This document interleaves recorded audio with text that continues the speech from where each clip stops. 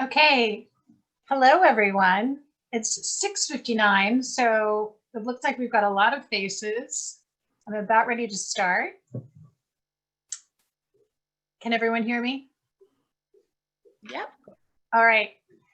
I'm Anna Furman, and I am so happy to see all of these faces. I'm going to just stall for a couple of seconds while we wait for everybody to have a minute to sign on. Look at all these happy faces.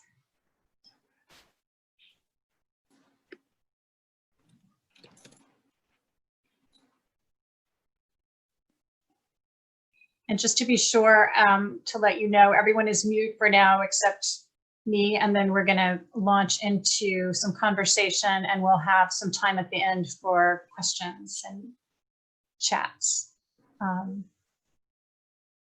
Okay, so it's 7 o'clock now. I'm going to go ahead and get started. I'm Anna Furman. I'm owner of Proper Topper, and I am so thrilled to have all of you joining us for our 4th book club.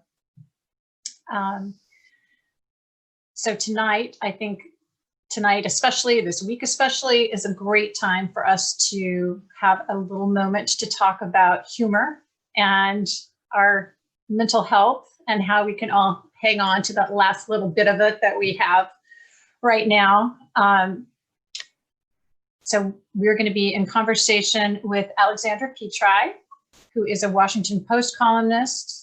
And if any of you have not yet read her column and read her book, which we are so thrilled to have at the shop,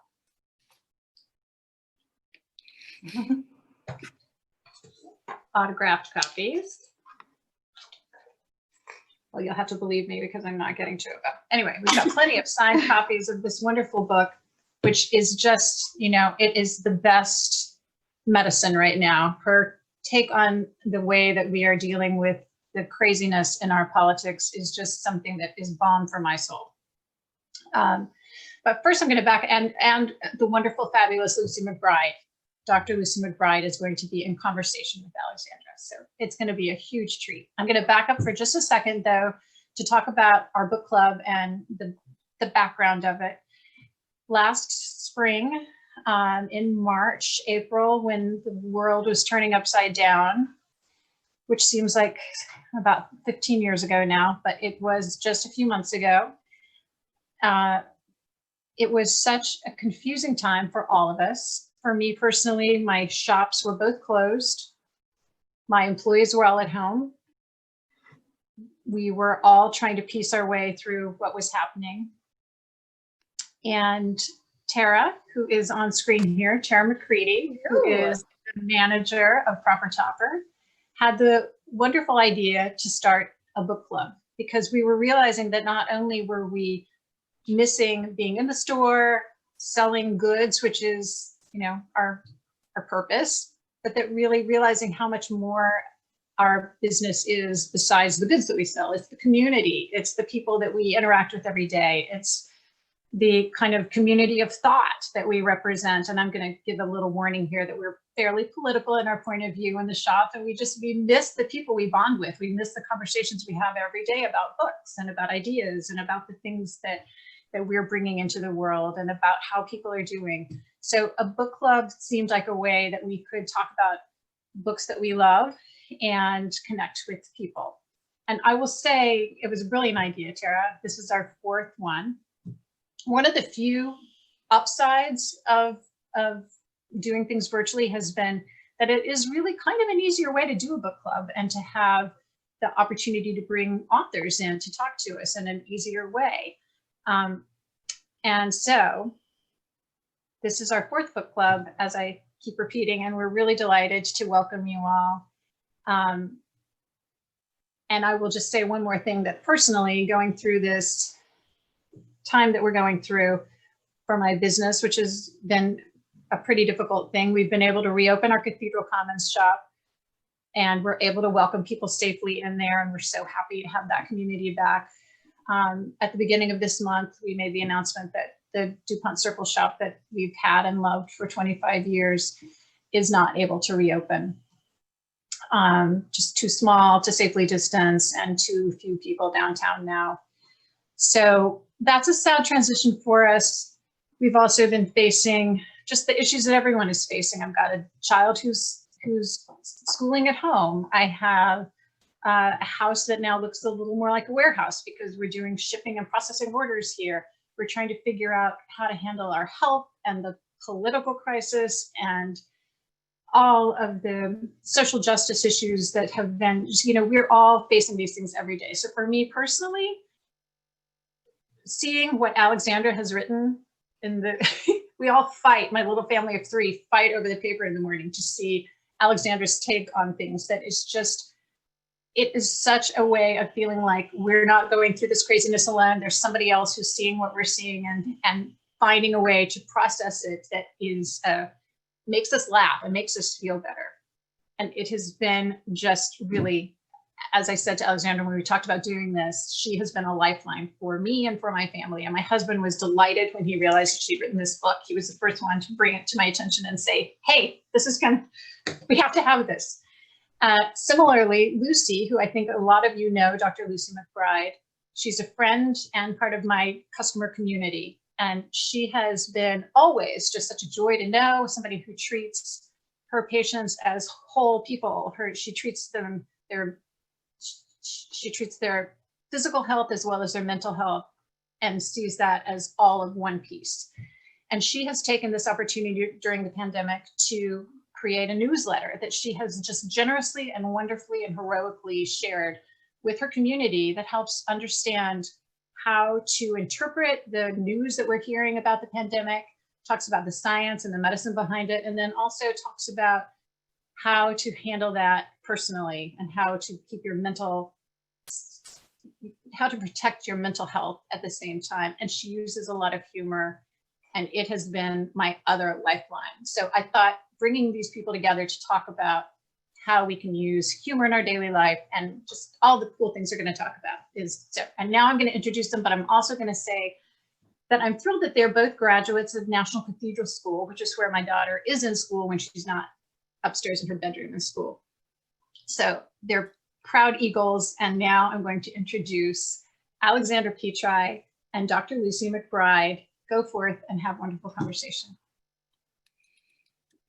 Anna, thank you so much for that intro. Wow, that's awesome. It's so incredibly, it's such a privilege and an honor to be sitting here with Alexandra, whose humor I admire so much. And as you said, to me, humor is really something that can unite people. It can be a balm. And I really enjoyed talking to Alexandra in advance of this meeting to discuss the ways that our work intersect. She's doing very different things than I am, but we both share this understanding of the human condition. My interest is in, high cholesterol and blood pressure, diabetes, and, general internal medicine, but really the human experience of illness. And the human experience of illness is complicated. It's good, it's bad, it's ugly, it's all those things, but I find humor, to be an essential sort of part of my personality, and also a way that I can relate to other people. So I'm just happy to be here with Alexandra, who's the master of satire and the master of sort of amplifying the ridiculousness of situations like we're going through right now. Oh, it's a treat for me to be here too. I'm excited. Yes, please. People always say humor is the best medicine. I'm like, no, it's exciting to be talking to someone who actually knows what the best medicine is. And it might be like remdesivir or like a prescription of some kind. Like take that, don't take humor. If you're having a medical emergency, that seems like a much better thing to be taking. So I'm excited to learn what actually the best medicine might be in the course of this conversation with you as we continue to gaze into the abyss, or as the case may be, the Zoom camera blinking there on our laptop before in front of the requisite pile of books. Which Alexandra, can I ask you a couple questions? Because I just want to know for myself, but I think the audience would love to know, like, what inspires you, and what gets your sort of creative juices flowing? Is it like you see the most horrible, awful situation out there, and you just start, like, your mind just starts going, or is it like you're walking in the park and all of a sudden you are inspired by the stillness of the moment, or like what is it that gets your mojo going? I feel like I always love hearing like my favorite part of asking people questions is the part when you're like, I'm going to suggest like 6 things that I'm like, this is cool. I like this idea that I'm walking in the park. That sounds fun. I want to hear more about this. Yeah, there are only 2 options here. One is that something horrible happened, and the other one is that you're walking in the park. So it's either A or B. But I always feel like I actually have it sort of easier than most people, because most people have to do an actual job all day long and then also pay attention to the news. And all I have to do is watch the news. So it's like, even though I have to stare into it all day long, and I know way more about what's going on Twitter than is probably healthy for a human being to know in general, that's the only thing that I have to do. So it is nice in a way where it's like, okay, at least I'm not just, I get to do this in addition to I have to do this. So I feel like it really depends on what I'm writing about, how the inspiration comes. Because sometimes I'll think, I'm really upset about this thing that's happening. Maybe if I can figure out the right headline, it'll all fall from there. Or sometimes I think, well, I know I want to write something spooky because it's the month of October. Maybe there will be some news that I can shoehorn into a sort of a spooky time. And so I think this month you've seen examples of both if you've been checking out the Washington Post branded content. And I think it also depends on what I'm reading. Although this past month, my usual sort of steady stream of books that I have pouring in has dwindled slightly. So I have this Shirley Jackson that I've been sort of trucking through her dark tales, because I read Haunting of Hill House, loved it, and wanted to get some more, female-driven horror. But I'm sort of frozen there, and I've just been playing a lot of games on the internet, which isn't immediately like as good of I feel like what you put in comes out. And so if I'm like reading something very interesting, I'll produce something in that style. And if I'm reading nothing, I'll be like, but what if it were like a board game? Could it be like an online board game? And that's like, you need to go get a new metaphor. Something's going on. And do you feel like you write better when it's like under pressure? Like you have a deadline, you've got to turn a piece into the Post by like, a certain deadline, or do you sort of have different projects going all at once, and you're kind of curating them as you go, and then they kind of come to form like in a sort of organized way? Or is it like more kind of Jackson Pollock, like all over, like throwing things all over the canvas?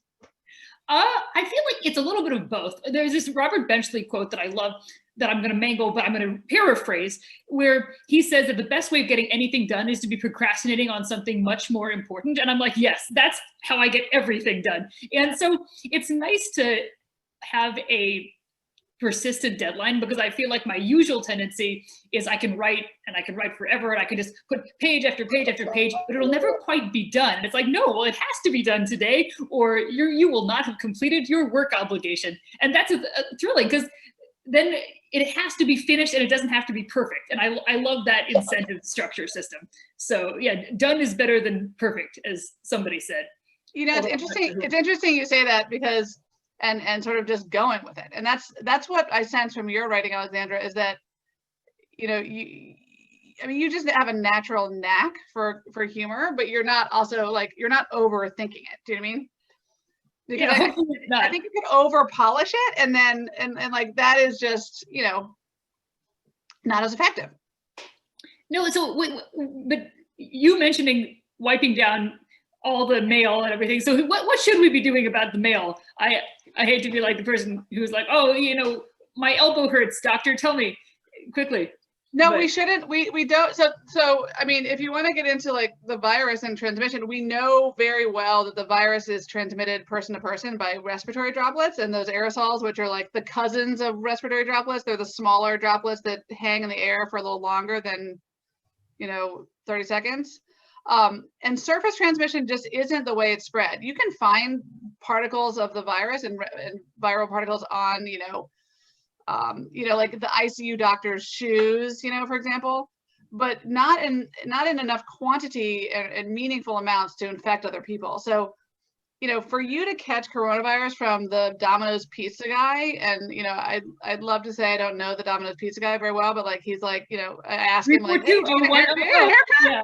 Like, he comes around so much, but the local Domino's pizza, or used to be, was 342-0100. To get coronavirus from the pizza box, he would have to be sick and not tell someone and go to work, not wear a mask, sneeze, cough, have a mucus insult to the pizza box, and load a lot of virus on there, and then you'd have to touch it and then touch your face. So, and that just doesn't happen. Yeah. So just all you need to do is wash your hands. That's a long way of saying just wash your hands. You don't need to put the mail in the front hall. You can open the mail. Yeah, so my usual ritual of getting the mail, licking the mail, touching my face with the mail, just rubbing it around there, then leaving the mail in the front hall. I should be doing one of those things. I should be doing none of those things. Okay. Totally. Yes. You don't need to. All you need to do is wash your hands.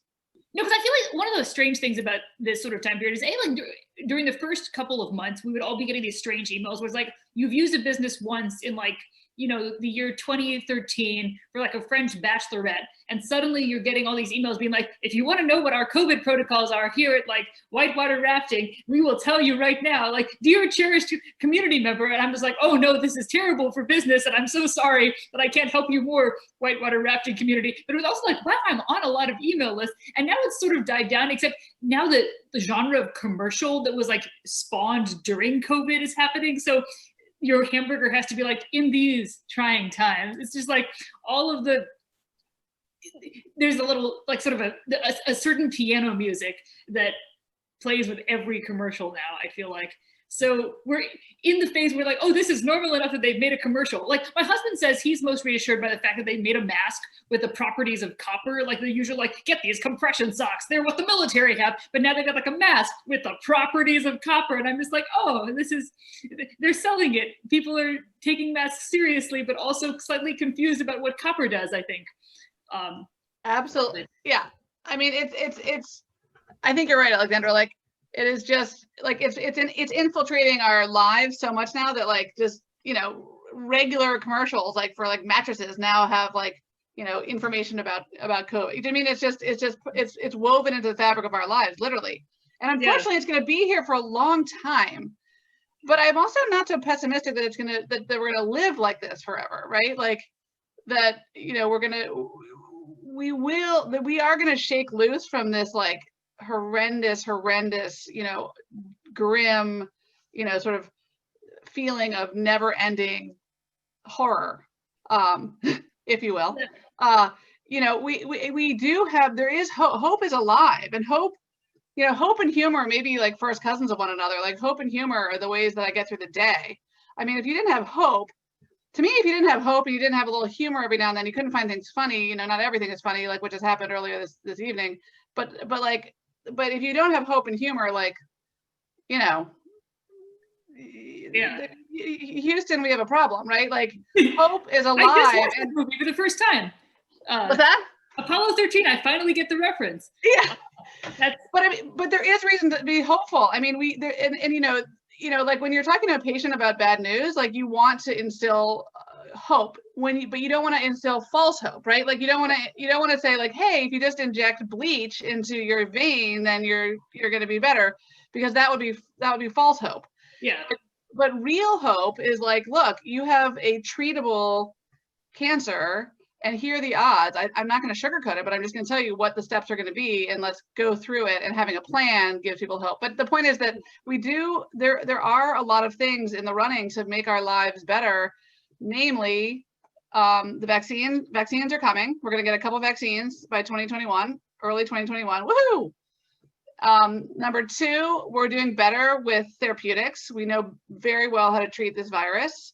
And we just need a therapeutic or medication that can treat outpatients, people who are not that sick, to prevent going to the hospital. Testing is becoming more widespread. Remember in the summer, it took 2 weeks to get a test result back. And by the time you got the test result, you were either like in the hospital or had infected your whole family. Now it's much better. And, more people are buying into masks and the concept that they work, which is hopeful. And then the other thing is it can't really get much worse than right now. So there's nowhere to go but up. That's the other thing I would say. Yeah, no, exactly. But now I worry whenever I'm talking to a medical professional, they're like, I just want to fill you with a sense of hope right now. I'm like, oh no, there's terrible news coming. They felt the need to instill hope in me. But no, I do think you're right though about sort of humor and hope, because sometimes you have to sugarcoat something because you can't just take the news as it is. You need to have somebody yelling at it with you, or like wrap it up in something to make it slightly more palatable. I think it's a way of getting information delivered, where like people always make fun of millennials. They're like, millennials get their news from the Daily Show. It's like, you can be pretty well informed by watching the Daily Show. It's just like, do you want also some news commentary in the form of jokes? It's not like, in order to find the Daily Show funny, you have to know a lot of the news, I feel like. But so I feel like it's possible to do both. In other words, you can. It is, and that's what you do so well, Alexandra, I think, is like, you take something that's absurd, like, I mean, pick a moment from the last day, couple days, right? Like, pick a moment, and then you kind of blow it up with humor, and you may on your own have been thinking, wow, that's really nutty, but then when you blow it up with humor, you know, it's enlightening. So it's not just humor to make you laugh, it's humor to make you think. And that's, what's that? I said, hopefully. Well, I mean, it makes me laugh and think, so that's one person, but like, but yeah, I mean, and that's what I'm trying to do with this writing I'm working on, is to help people take the information and news that's coming at them like a million miles an hour and try to make sense of it and put it in context. Because data is data. Data is interesting, you know, like the case rates and the death rates and the, you know, the percent positive rates but a couple things about data. One, data is actually about human lives and individuals. Like, you know, when we talk about death rates, you're talking about people's mothers, sisters, brothers, like, and secondly, data without context is really confusing and overwhelming. And so I'm trying to kind of ground it in reality and then give a little bit of, you know, sort of perspective on it. And then also, like, one of my favorite things to do is throw myself under the bus and make fun of myself, because if I can't make fun of myself, then how can I make fun of other stuff, right? Because like that would be really boring and imperious, which is like no fun. Yeah, boring and imperious, sign me up. That Yeah, sign me up. Woo!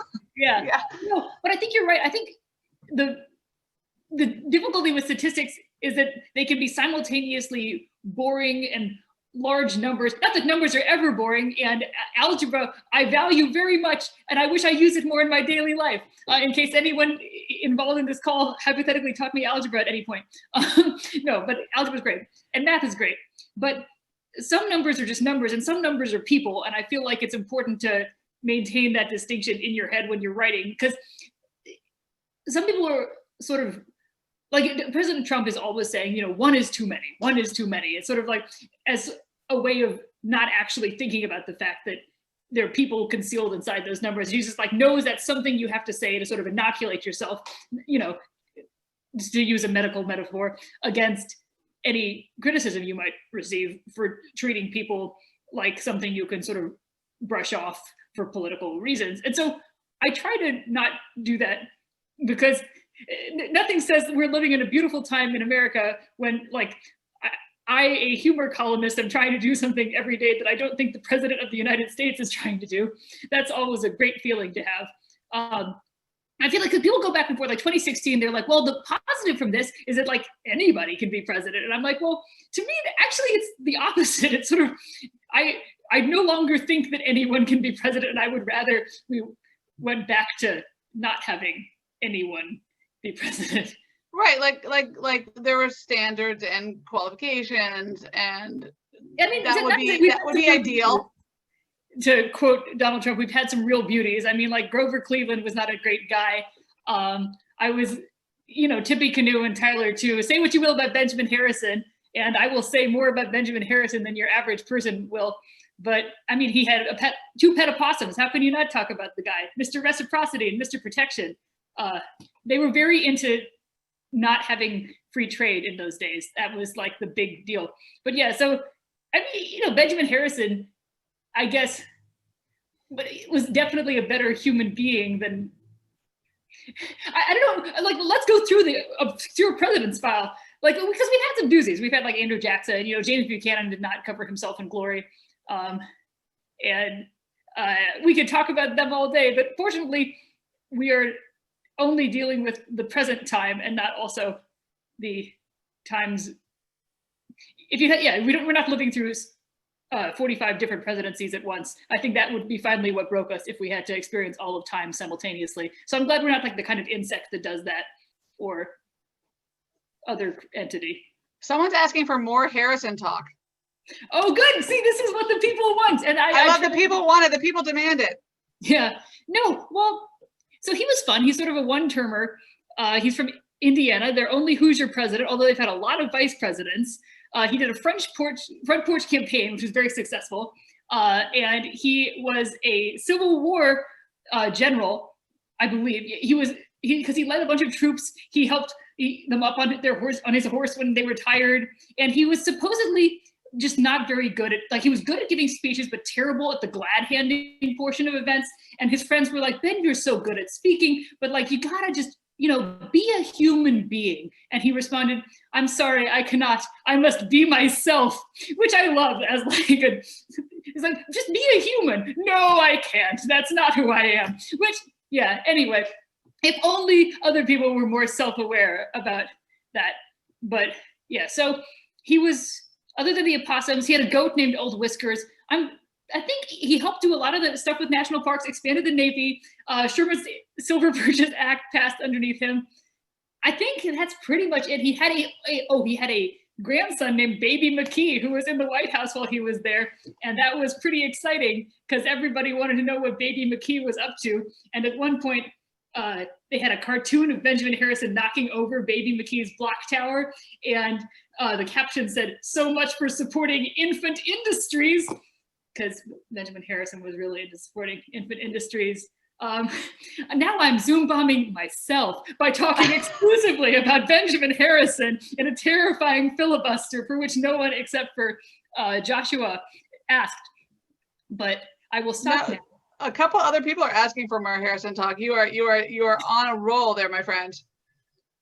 Alexandra, can I pivot and just ask you what do you find funny? Like what makes you laugh? What makes you throw your head back and like spit your drink out, like unexpectedly? Well, I was thinking about what I find funny, and the movie Airplane is a classic. Always, I love. Oh my gosh, so good, right? The best. Like I could quote that movie up and down. I've seen it probably 100 times. And weirdly, Gore Vidal was like, "This is the greatest film of our time," and everyone's like, "We expected something more prestigious from you. Like you co-wrote Ben-Hur, A Tale of the Christ." He's like, "No, Airplane all the way." So anyway, it's got some imprimaturs for whatever those are worth. And what do you like about it? Just like the ridiculousness of it and the slapstick and. Yeah, no, because like I feel like really well timed sort of like slapstick and absurdity. It's actually incredibly hard to pull off, and I wish they gave more Oscars to comedies because it's such a feat. Like Bridesmaids, when like Maya Rudolph just like goes in with immense dignity, like you can tell that what her character is doing is like relieving herself in the middle of the sidewalk, but it's just like that's perfect. It's very funny, and I feel. Oh my gosh! Joshua and Joseph just mentioned yes, the White Zone. And you know what else line I have pulled from Airplane is the line, looks like I picked the wrong week to stop sniffing glue.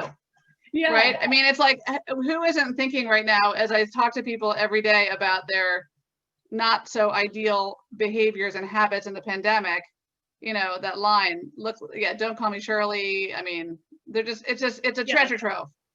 No, it truly is. And I also feel like, weirdly, I've been taking a lot of refuge in horror, but there's a funny line between like horror and comedy where they're both like two genres, like horror and comedy. If you do it correctly, then you get a physical, visceral response. So you're like, oh, I'm laughing. That must have been funnier. Or I'm just being polite in a social setting. But usually like I'm laughing because it's funny. Or like, I've got goosebumps. I must be frightened. And so they're two sort of similar forms. I feel like we're suddenly like, I've written the most terrifying story in the world and people are like, good jokes. And I'm like, yes, that's what I was doing. But so I've been watching a lot of Hannibal, and Hannibal is in that weird place where like, if you watch it at like 6 revolutions per minute, it's a melodrama. And if you watch it at like 8 revolutions per minute, it's hilarious. It's like a great sitcom. So I feel like I'm enjoying things that are in that space. That sounds good. It also like sounds like, I mean, do you just consume, like, are you just consuming like books and news and like hilarity and horror all the time, or do you ever like sit in the park we talked about earlier and like just veg out and like ponder the clouds? Oh yeah, our park. Well, I love our I feel this is very like the Golden Compass, or like the final book, where it's like, we're going to go sit together in an imaginary park, and even though we're separated from one another by these screens, you know, once a year we'll be there on that bench. But I feel like sometimes as a treat, I consume things that aren't news, and I'm always happier when I do it. I'm like, I don't want to read right now, I want to play board games on the internet. And it's like, actually, oh no, I remember my brain likes it when I read books. And isn't it funny? It's like one of those, like drinking water. All the like simple like things where you're like, I hate everyone, and like the world is glum, and all my friends don't like me, and boys, it blew me out. And then you're like, have I had any water today? Have I had any food today? Are the lights on? And it turns out that if you do all of those things, suddenly all of those very gloomy things you previously thought were true are revealed to be falsehoods. So I feel it's so true. And from a medical standpoint, just to pivot over to medical land for a second, like if you think about like, you know, going back to basics, you know, when we're feeling like we're untethered, you know, we're like grasping for straws, we're sort of like, what the hell is going on with my body and mind, the world, and the sort of cosmic universe? Like, what can be helpful is going back to basics. Now some people confuse basic and simple with easy. So going back to basics doesn't, just because it's simple doesn't mean it's easy. So, but you know, when you talked about drinking water, I think about just going back to basics. So like sleep, we need 7 or 8 hours of restful sleep to function for our mental health and our physical health. And it's hard to get. I mean, there's like a whole treasure trove of jokes about sleep, right? Like, I mean, we could go there, but sleep is, you know, very elusive. It's like a, you know, it's like a fly on someone's forehead, right? It's like hard to capture.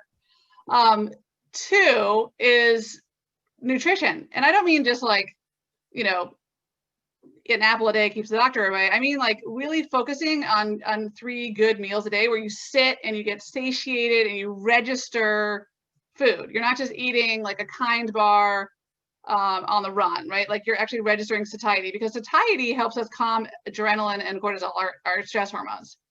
So sleep, regular meals, and it doesn't have to be fancy, doesn't have to be cleansing, doesn't have to be diety, doesn't have to be no carb, keto, doesn't have to be anything, just food, breakfast, lunch, dinner. Back to basics. And then moving your body doesn't have to be Soul Cycle, doesn't have to be fancy, doesn't have to be like, you know, in some designer outfit. It just needs to be movement. So regular movement. We're meant to move and roam the earth. Outside is the safest place to be. So outside, bundle up, get moving, ideally once a day. And it can be 20 minutes walking your dog.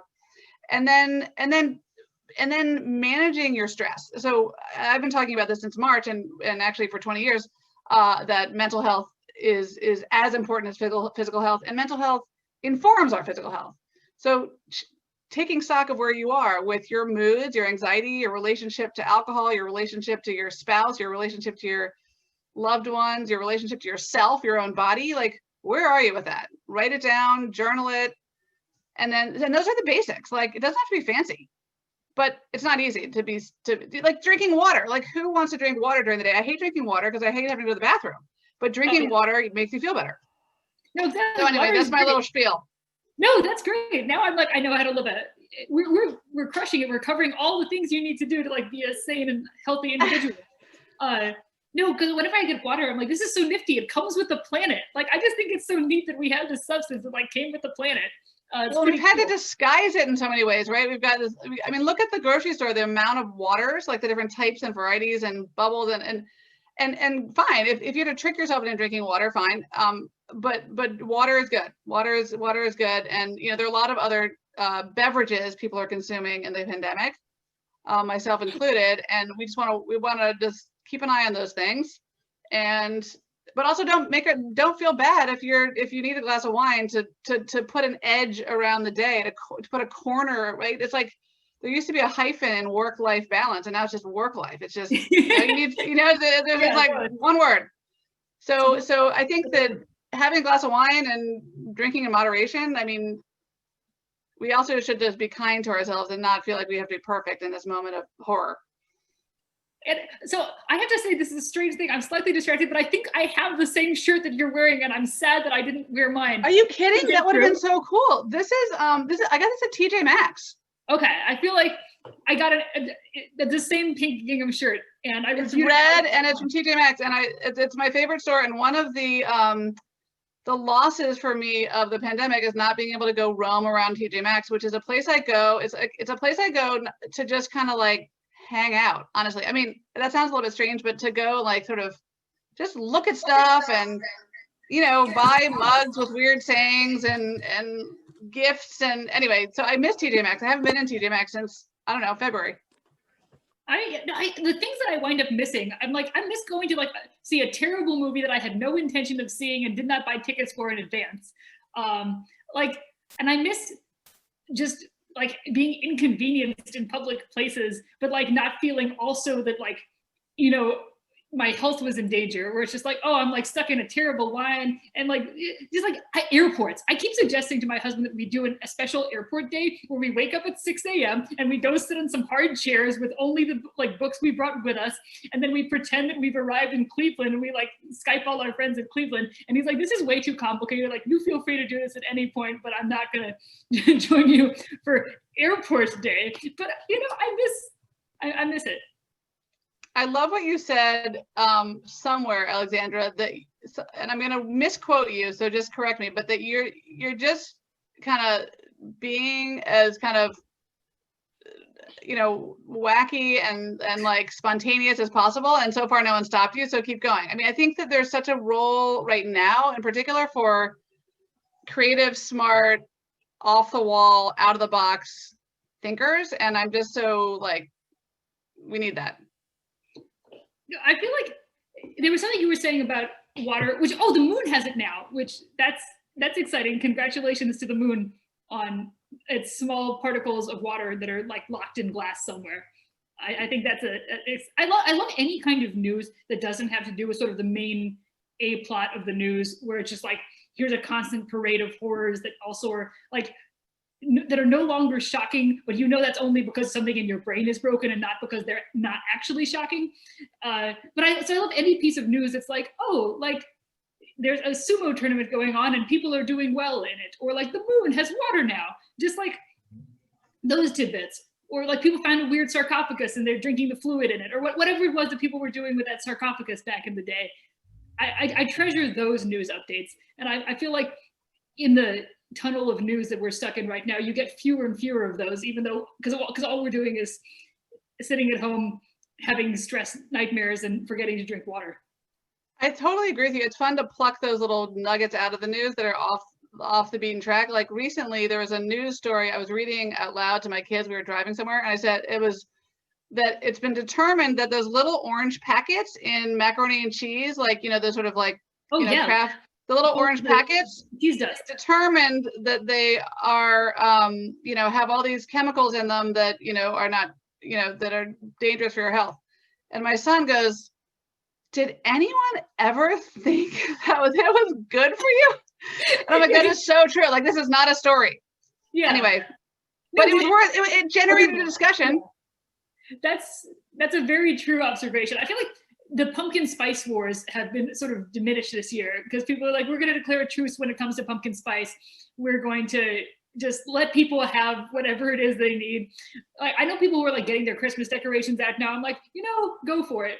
I also love all the Halloween that's happening right now. I feel like the trouble is with the election and Halloween always being juxtaposed. And I always forget, like every 4 years, I forget like, oh, Halloween is like right before the election. And that's just always a strange juxtaposition. But this year especially, because you walk around and you see some houses where you're like, I'm pretty sure that this is a house that like really supports Joe Biden and also is very into Halloween, but it could be a house that like hates Joe Biden and is doing an angry satire on what they think he will do to America. And there's just no way of knowing what these skeletons are trying to indicate to us. But I think it's the former, but it could be the latter. It's like, so think about like what you're doing when you put your 12-foot inflatable ghoul like out front. Like, what message is this ghoul sending? But I'm just happy to see any form of decoration for almost any holiday whatsoever. Pretty much Arbor Day, go for it. Get that live tree driving. Do you think we're going to see a lot of RBGs out there on Halloween night? What are you going to see? Or do you think we're going to be seeing not many kids out there at all? I just wonder what parents are going to do. But yeah, no, I also wonder, my friend and I were doing like, we're going to read scary stories to each other over Zoom. So that's how hip we are. And if anyone comes in a costume, we'll try to pelt them, I guess, candy. We don't have a good candy catapult situation set up. So I think we're just going to not do any because we don't want to endanger any youngsters. We're going to have candy out front and have it like in a bowl that people can grab themselves. And I'm hoping that the kids who come around are going to be, you know, wearing masks, distance from one another, and, you know, have Purell in their little, like, you know, fanny packs. And we're going to stand 6 feet from the bowl where they can get their candy. Because it's just too fun to watch little kids in their costumes. And it's a moment of joy that they can actually experience because it's outside. It doesn't have to be canceled. That's true. Okay, yeah. No, I'm in favor of outdoor joy. Outdoor joy is good. It's an excellent thing. So how do you find like the combination of, because I feel like people are, in the course of this already, I've been like, here's like 3 questions I have about the COVID. Like, what do I do with my mail? So do you get tons of those all of the time, or how do you? Yes. Yeah, I mean, it's interesting. It's like, I get, you know, I'm talking about COVID all day long, which is what it is. And, you know, I have people who are asking all sorts of questions. I mean, it sort of goes in waves. I mean, back in March, the reason I started this newsletter actually is because I couldn't answer the phone fast enough with all the questions. And I myself was trying to understand all the answers. And so that's why I started to dispatch with all this information, you know, discharge all this information en masse. I mean, now the questions really are about, you know, travel, upcoming holiday plans, you know, is it safe to go visit my elderly mother in Florida? Should I drive? Should I fly? Should I get a test? Which kind of test? What about the timing? And actually I wrote on my blog this week a bit about that. And the short answer is, it's better to stay put at this moment, but if you have to travel, here are some ways to think about doing it safely. I don't get as many questions about the mail anymore. Yeah. That was sort of like March, but now it's all about travel and you know, a month ago it was about kids and school reopening. But it's, you know, I'm learning along with everybody else, but at the same time, we have learned so much. It feels hopeless, right? Sometimes, like we just like we're so mystified by this virus, like we don't know what's going on, and oh my god, you know, and there is an oh my god element to the world we live in, but in terms of the understanding of the virus, like we actually know so much. It's just, you know, like the virus has not changed at all since March. Human behavior has. Oh, that's good. So it's not mutating constantly. We're not. Well, it is mutating. Viruses mutate, but viruses mutate. That's what they do. That's their little shtick. But it doesn't. It's not mutating in a way that is clinically meaningful. Yeah. The problem is that human behavior has changed. We have liberalized our movement and our behavior, and because we don't have a coordinated, you know, public health messaging and buy-in on masks and national leadership, that's why we're in this pickle, to use the understatement analogy of the year. It's that, you know, the virus hasn't changed; it's humans have, and so it's fascinating. I mean, humans, we are like really unruly as a group. Right, as a species, you know, and Americans are very individualistic, right? We don't want to be, you know, like Korea and other countries, you know, they locked it down. Americans do not like losing their liberties, as we well know. No, it seems like Germany is like everybody's doing things, and we're like, if I were a sort of trying to study how this were going, I definitely, if I wanted to give a promising young virus a chance, I don't know that I would, like, unfortunately, we're seeming to be like a good bet for that. And unfortunately, it's not a promising young virus. It's like a deadly, life-threatening. Yeah, but if you were a virus and you were like shopping around for countries to like, you'd pick the United States right now, because you would be like, I am going to thrive in a place where there isn't coordinated leadership and national protocols on what to do, and where people are, you know, screaming at each other in grocery stores about mask wearing. I mean, that is where the virus is just, yeah. So that said, that sounds very grim and dismal, but I do think that we can get it together. We just need to adhere to the risk mitigation elements and do it all together and believe. Yeah, no, that's the key, is we got to believe. Which sounds very Tinkerbell, but it's actually like, no, it's a science thing. I hate how, like, in addition to like existing in the world, scientific things these days also have to like do a little PR campaign where they have to convince people to believe in them. Whereas like gravity, I feel like is the one thing that sort of, it got a pass on this, where it's just like, okay, whether or not I have strong feelings about gravity, it's going to be, it will carry on. And everything else is like, no, but like the virus is also carrying on, and it just, you don't notice it because your feet are constantly glued to the ground the way that gravity is doing. So, it really is a tough time to be any other kind of physical danger in the world, because it's not just that you exist and people respond to you, it's that you also have to like mount a jazzy show where people will insist until like the final moment that they're hovering at the edge of our flat world that it's not the case. Yeah, I mean, and this is where, like, when we're feeling like hopeless, like and blue, and like there's no end in sight, which is a feeling that I think everyone on this call can probably relate to at various moments. That's where I'm encouraging people for their mental health, which again informs physical health, informs how we feel day to day, to prioritize sleep, get exercise, eat 3 meals a day, drink your water, but to find levity and find joy in like very, very simple places. Right now you can't go to like Disney World and like buy a lollipop that's as big as your face and like joke around with Minnie Mouse. You have to find levity and humor in your regular life. You have to look through photo albums and find those silly moments that you experienced with your family on a trip. You have to watch, Saturday Night Live, or I personally love Kate McKinnon on SNL. Like, she is like a personal idol. I think she's hilarious. And like watching her, I watch these videos sometimes with my daughter of cats like doing weird things, like hanging from ceiling fans, or like, I mean, maybe it's like animal abuse, so I shouldn't be talking about it, but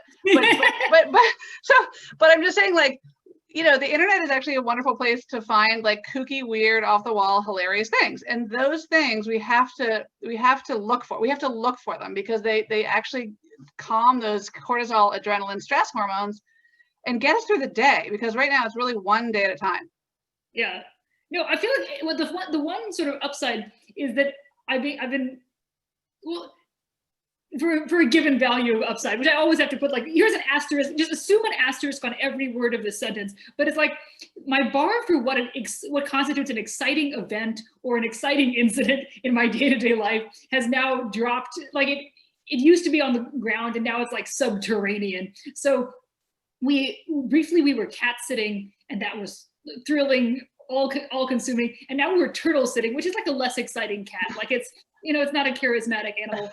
And it's really, I don't know, sometimes it'll sort of vanish in a corner for days at a time. And I've spent hours of my life telling people in the most excited terms possible about this turtle. I'm just like, listen, because I'm like, one step, it's that, or I'm just retelling my dreams, because those are the only exciting things that are going on. It's like elaborate COVID panic nightmares, or this turtle, which moved 6 inches in the past 8 hours, a thrilling tale. So yeah, no, like, just very minor interactions that previously I would not have bored anyone with are now the sole fiber of which all my conversations are made. And that's it's great, because if you can find inspiration in like mundane things, and like, to me, watching a turtle sounds kind of like thrilling in a weird way if you think about it. Like watching how, it sounds sort of meditative, right? And if we're all supposed to be meditating and mindful, which is a goal I have someday, of being like, stillness, then that sounds like a meditative exercise to watch that turtle. Well, the trouble is the turtles often will just vanish for hours at a time and you don't know where the turtle is gone. So then you have to sort of find the turtle within, but also be nervous that the turtle you're supposed to be watching, because it conveyed with your friend's house. But anyway, they're having an elaborate renovation thing where they couldn't take the turtle with them, but the turtle wants to stay outdoors. But so you have to both find the turtle and find the turtle. on a variety of sort of Zen-like levels. But other than that, if any friend has a baby, I know how long it is, like what percentile of length this baby is in. I'm just like, is it a 99 percentile length baby? Is it a 97 percentile? I've been pitting all these babies against one another. I'm like, I know a baby who's in a different length percentile than your baby. What is your baby's comment on that? My poor husband accidentally called a baby mediocre, and he's been apologizing to it on the call because, no, to be fair, the baby was like 50th percentile in all its weights and things. And he goes, just what America needs, another mediocre white man. And now he's had to apologize to that baby every time we interact with it. Oh my gosh. And now I've told the whole Zoom call that he's called it a baby. Oh no, I hope he can't hear me in the house, but he can probably hear me in the house, and now I've blown his cover. But yeah, so this is the stuff of which conversation is made these days. Absolutely, absolutely. Yeah, so I wonder, Anna, if you want to open it up to questions. What do you think, Alexandra? Yeah. COVID questions, you can ask anything about Alexandra's creative process, the book that she's going to write about turtle racing, or you can ask about, PCR versus antigen test in the pandemic. Bring it on. Yeah. So the questions can come through the messages, right? And feel free to ask, in the chat. Sorry, my consultant says the chat. So send your messages in your chat through, and we will feed them to our experts here, but they can also read them off the screen. But I'm going to start with a question.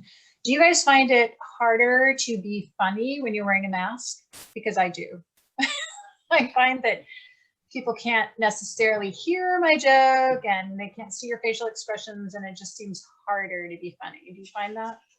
I think everything's harder in a mask. That doesn't mean they're not worthwhile, but I think I'm always sitting there smiling, and I'm thinking, no one can tell that I'm smiling, but hopefully the rich array of nonverbal cues on which I've come to rely will not fail me now. And I can just wave my arms more, which I'm already a very army talker, and I think it enhances that rather than. You are army. It's really, really good.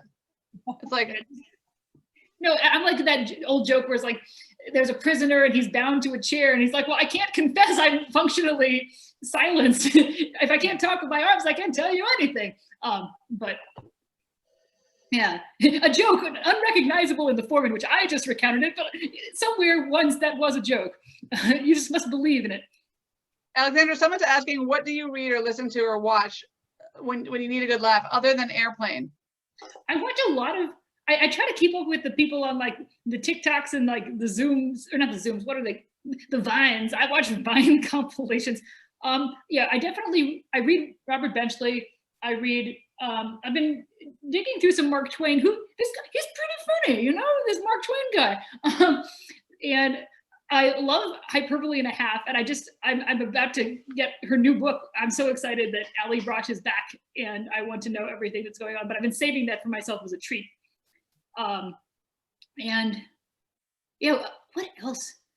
Those are three big ones for sure. Oh, Sarah Cooper. Love to watch her. Sarah Cooper is hilarious. Now she just came out with this new Amazon thing I haven't seen, but it's supposed to be very good. So someone just wrote, oh, hello, Madeline Cross. How do I rethink my pandemic experience and make it funnier so I can tell my future daughters about it? Wow. I think that we are going to look back. I mean, this is what gives me hope, is we will look back. Like there will be a looking back on this moment in time. And I think for one thing, we're going to look back and think how resilient we are. I mean, it's weird to be playing out history and actually like living through trauma. Like it's not post-traumatic stress, like it's intra-traumatic stress. And we will be on the other side of it. And it's interesting to me to think about what we're going to look back on and think. And I think one of the things we're going to think about is just how very resilient we are. We're going to wonder how we ever got through that, and we will get through it. I mean, unfortunately, we will have lost a lot of lives, and we will have suffered an extraordinary amount of trauma and distress. However, as a country, we will get through it. I think I mean, hopefully we'll be able to look back and think about some of the ridiculousness that Alexandra is beautifully pointing out in her writing and think, oh my God, can you believe that that also happened at the same time? Like, if you take any one event that's happening right now alone, you would think it was insane. And then you layer these on and it's like a, you know, it's like a cake that you'd never wanted to eat, right? It's like the layer cake. And I think we'll look back and think that was insane and ridiculous. And wow, here we are. And hopefully we're stronger and make good on all these horrors. I was just thinking, like, as a millennial, I'm like, I thought we had it bad, but like, you're NCS 15, so really sorry about everything that has been all your formative events. None of them have been very good.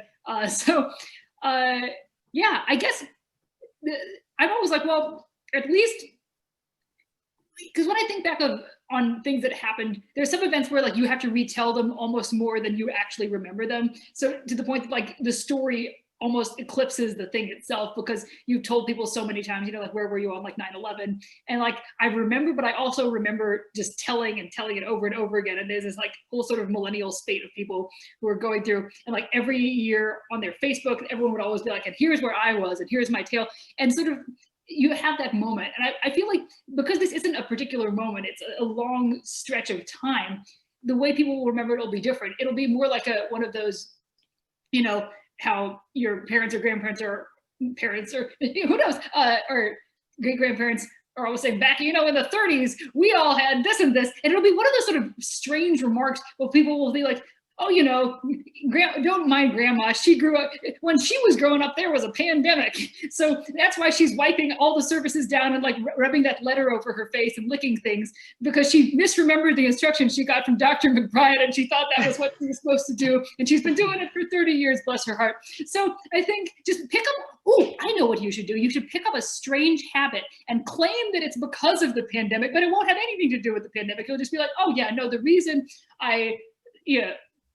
insert whatever thing it is you've been meaning to do for a while here is because back in my day, which also, but yeah, the thought that you'll be telling a funny story about it afterwards is a hopeful thought ultimately, because that means you'll have your memory and it'll be the future. So those are two great things already, unless you're like in a nightmare boat scenario because, you know, climate change has done a number on all of us and we're remembering fondly how we used to have the indoors and it was anyway, yeah, we'll deal with that. We'll burn that bridge when we come to it.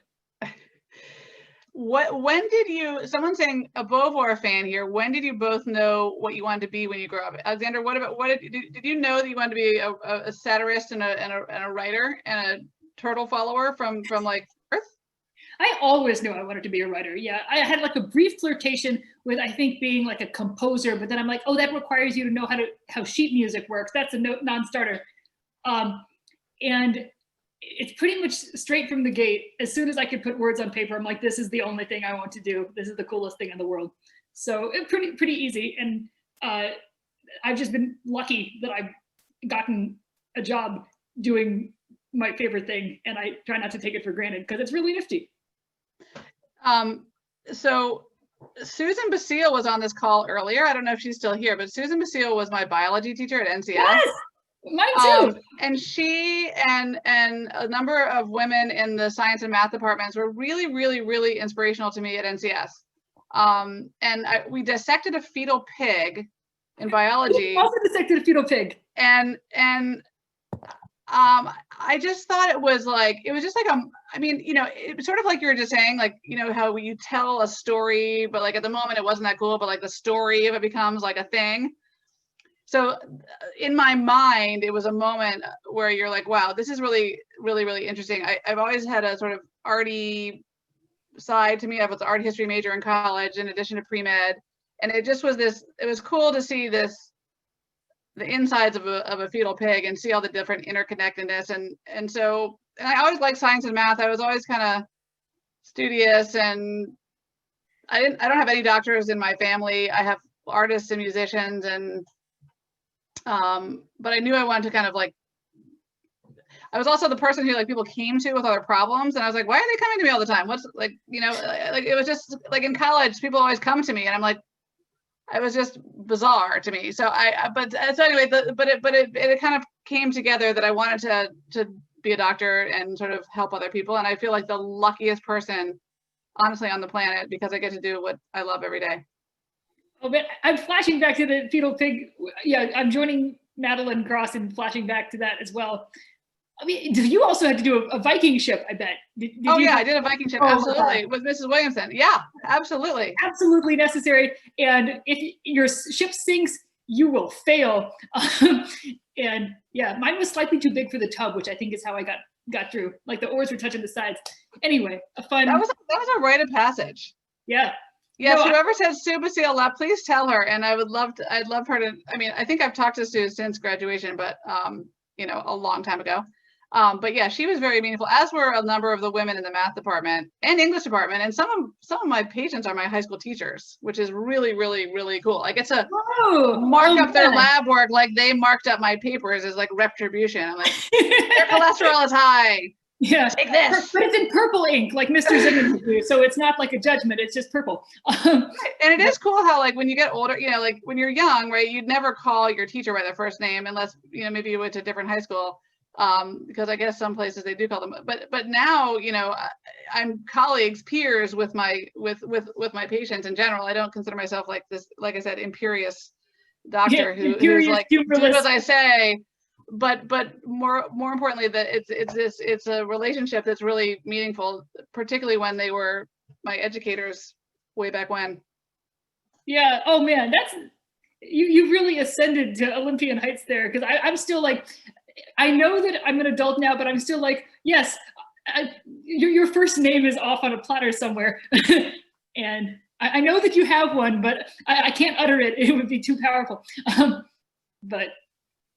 The number of people are remembering the fetal pig. That's too funny. Yeah, no, the fetal pig. I know where the barbarians went. I feel like I'm like my first or second date with my husband. I'm like, and the barbarians went this way and this way, or maybe just in conversation. I feel like you have to make it come up, because otherwise no one will know that you know where the Vandals went, and you know, like the Jutes were sort of like a check mark. But anyway, it just, as long as we're talking about Benjamin Harrison. Absolutely. But so Anna, I don't know if there are any more questions. Do you see any more? I'm peering to see if I can see any. I think there are a lot of NCS folks on this call. It's so yeah. And we can all go around and be like, so remember the nifty things that. Someone's asking, Alexandra, has there been a column of yours that is your favorite? I have a couple of different sort of categories for favorite. So I think I wrote some pretty serious ones during the Kavanaugh hearings that I was very, like, they came out and they were like as true as they could possibly be from my perspective, which I felt, so those I cherish. But I also like everything I've written about a diner. I really enjoyed doing like Nightmare, because there's this one diner that every reporter at some point goes to and sits there, and like an old man whittling on a rusty nail explains why he's voting to like unplug himself, and you're like, this is bizarre. So I've written a couple of pieces set in diners, and I have a deep soft spot for both of those. But it varies. I assume like your children, where you have a rotating set of favorites. But has Trump ever? Someone is asking. My friend Kathy Weiner is asking, has Trump ever acknowledged your column? I think he accidentally acknowledged it one time, right? Yeah, I think they mailed it out from the White House at some point on their like daily briefing. Check this out. But I don't think he has directly, personally acknowledged it. Although, like I haven't gotten one of the infamous things where he like sends it back printed out with some Sharpie notes on it saying it was good or bad. But you know, I'm okay with that. I don't need his validation to feel that I'm spoken like a true NCSer. You do not need anyone else's validation. Someone's asking me, Lucy, have you had a patient who is politically oppositional and pushes back on your mask message? Oh, that is a great question. Yeah, I want to know. Not a patient. My patients are well trained. But readers of my newsletter, I have definitely gotten some interesting messages that are, you know, not fact-based and pushing me on, you know, like hydroxychloroquine, and challenging me on the scientific rigor of certain studies, and really just sort of digging in to like what is my agenda, when my agenda is really to, you know, to dispense fact-based real-time information to help people get through the pandemic mentally and physically. And frankly, you know, if you don't like what I'm writing, you know, it's free. So like, just don't like unsubscribe. Do you know what I mean? But I have responded to some of these people. It's interesting. I mean, I'm sure you get stuff like this too, Alexandra. It's like a fine line. You don't want to get, you know, agitated and aggravated, because some of these people, some of these things might be just, they may be just trolls. But some of them are real people. And you want to be kind, and you want to be, you know, you want to change hearts and minds, but you also know that that's probably unlikely. So it's an interesting needle to thread. No, totally. I feel like it's a tough balance, because my tendency is always, I want to respond to the really mean ones more, because I'm like, if they know there's a person in there, maybe they'll change their tone. And I do get like, this one guy sends me like religiously angry emails in response to almost everything I'm writing, like, see, this is more of the same. But I do write back, and I'm like, so when you said that, I thought it was great how Mike Pence answered that 8-year-old, he wasn't actually answering an 8-year-old, he was answering an 8th grader. And then he would like send a note back, be like, my mistake, I'm so sorry, that's a fair point. But like, so sometimes if you can find like a couple of things where you factually agree, you could have an interesting conversation. Yeah, because isn't that sort of the goal? You want to, like, civil discourse is one of the goals, right? You don't want to just assume the person who's writing you something that's a little provocative is trying to get your goat, and then have your goat gotten, right? You want to, but it's tricky, right? Someone else is writing, one of my favorite essays, Alexandra, was how you would rear an infant Hitler. Oh yes, that's one of my favorites. Would love to read how would you raise it. Would love to hear how you raise an infant Trump. I mean, I feel like it was more about the parenting and the difficulties of anticipating parenting than the actual content of the baby. So I feel like they'd be similar takes, but not because I'm saying anything about the president. Wouldn't want to criticize. I'm like, why am I pulling back on criticizing the president now? But no, but I think, you know, you hope that parenting has a positive outcome, but you never know. Wow, that was a coherent and beautiful response, and exactly what everyone had in mind. But yeah, thank you everybody for coming back and for chatting and for. I know, I'm really impressed. I mean, I think what happened earlier this evening is really just a sign of the times we're in, unfortunately, that we are living in a time where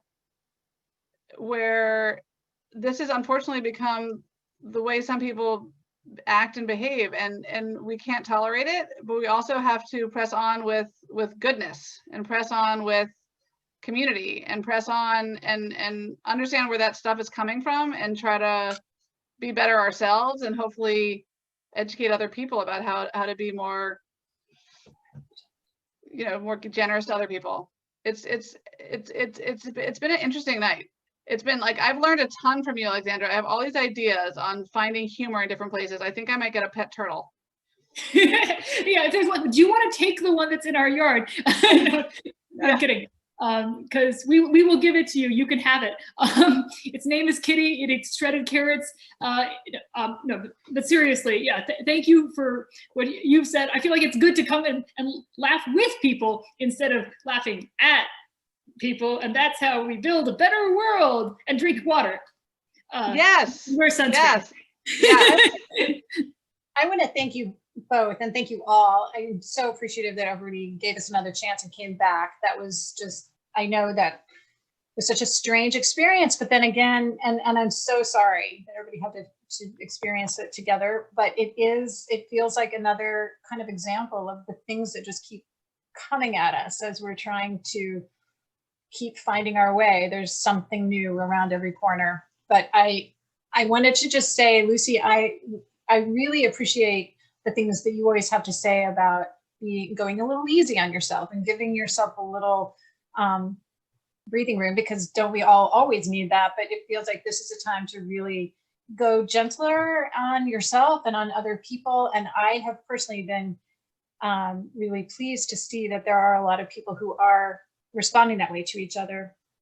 And I have been curious about whether you would have pushback on masks from any of your patients, and I'm happy to hear that that hasn't been an issue. And I am here to report that in my business, where I was also worried about that, it has not been an issue. People in our community, luckily, are being very respectful and understand. Nobody loves it, but there's some people are kind of starting to enjoy the accessorizing situation. Early on, I had one woman who was just awful about it. She screamed and yelled at me and called me names and cursed at me and chased me around the store, and then stormed out. And the other customers who were in the store were, surprised and taken aback, and started to kind of say, "Whoa, what's wrong with her?" And I said, "Well, we're all I'm sure this was not her best day. I'm sure that was not her best self. She's probably embarrassed. And it's just, we're all dealing with it the way that we can." And then she called back and yelled at me for about 5 more minutes on the phone. So you never know. You try to, I love it when people can find it in their hearts to be kinder to people and gentler. And I feel like that's kind of, as we're reaching another peak, I feel like that's kind of becoming more of a struggle, that people are having shorter tempers, understandably, and showing their worst sides. And I really hope that that's something that finding laughter and finding some grace and generosity will help us all. Absolutely. And Anna, what you have created and continue to maintain at Proper Topper is, as you said, more than just selling goods. You've created a community, and you've created a place where people feel welcome and safe and joyful. And when I go in there to buy my salad tongs or my batik robe for my mom for her birthday, like, I just, there's something more than just what you're buying. It's an experience, and that is really unique in the world right now. So thank you for keeping up your hard work despite the odds, and for hosting us tonight. Thank you. Thank you so much. Thank you. Thank you, everyone. And I hope that this lifts everybody up for a while, because these are awesome women. Thank you. Bye, everybody. Bye. Good night. Night.